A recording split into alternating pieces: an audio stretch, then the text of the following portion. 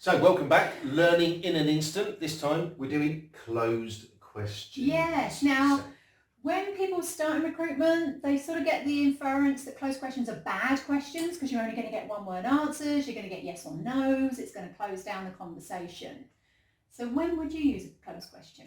When I want to get commitment, when I want clarity on a point, when I actually want to close somebody for a definitive answer. Because let's face it, we've talked about ABCs previously, always be closing. We cannot do our job without actually closing people down. But when it comes to gathering information and getting rapport going, you can't do that with just closed questions. Yeah, it's a bit like Spanish Inquisition, question, answer, question, answer, question, answer. So you do need to open it up. I'm going to add one more C into there.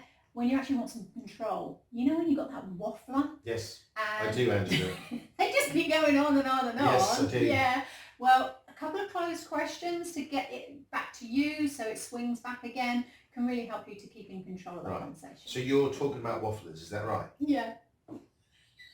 Closed question. So, but that was an example of just clarifying what we're talking about and then putting a close on the end. Okay, an example I use is not just in recruitment, but if, look, in the outside world, I used to go to places called discos. They're not called that anymore, clubs, raves, whatever. And, I might go up and approach a young lady and say, do you come here often?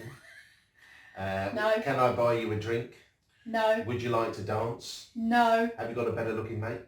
Yes. Okay, excellent. And then of course I'd go back to my gang and say, well, there's obviously something wrong with them.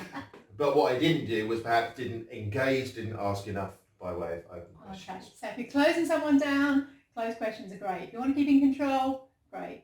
Clarifying information, that's probably the key part when you're summarising and clarifying. So Angela, just give us some very quick starters then. What do they start with? Right, so is, do, did, will, Could, would, could, should, can, would, is, are. Marvellous. Oh, there we Okay, all my chat up lines are just coming flooding back. Right. Okay, so on the next one, we'll talk about probing. Yes, we got probing questions Okay. for the next one, which is probably critical for any recruiter. See you on the next Learning in an Instant.